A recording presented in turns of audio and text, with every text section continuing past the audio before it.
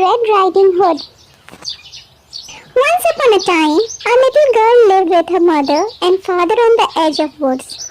She was known as Little Red Riding Hood because she always wore a red cape that her grandmother, who lived on the other side of the woods, had made her. One day, her mother sent her to take a basket filled with food and a special cake to her grandmother as she was unwell, telling her not to stray from the path and, of course, not to talk to the strangers. It was a beautiful day, and Little Red Riding Hood set off through the woods, singing merrily as she went. She had not gone far when she met a wolf who asked her where she was heading. She replied politely that she was going to her grandmother's cottage and on the other side of the woods. With a cunning look in his eyes, the wolf suggested that she pick some pretty flowers to take with her. Then he rushed off in the great hurry. Little Red Riding Hood thought that this was a good idea and started to pick some flowers, straying further and further from the path as he did so.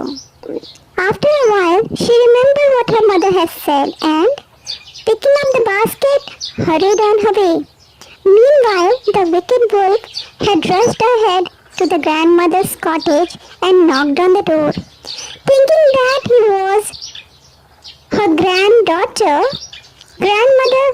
told him to lift the latch, for she was too ill to get out of the bed.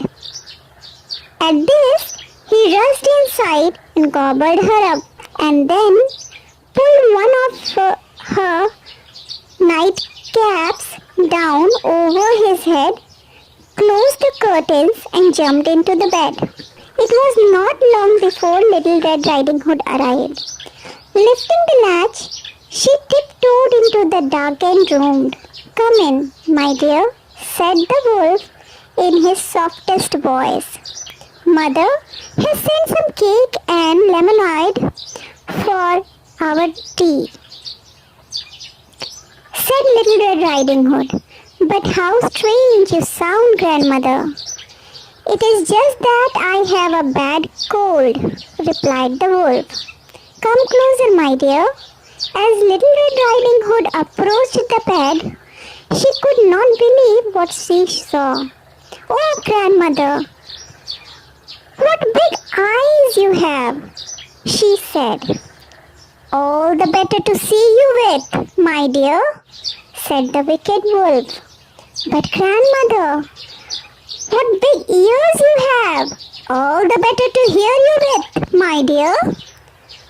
"But grandmother, what a big teeth you have! All the better to gobble you with, my dear," said the wolf, as he leapt out of the bed. Little Red Riding Hood turned on and ran, screaming towards the door. Just as the wolf was about to catch her, in rushed a Little Red Riding Hood's own father, killing the wicked wolf with a blow of his axe. Then he carefully cut open the wolf's tummy and popped grandmother's completely unhurt. For his greed, the wolf has swallowed her whole.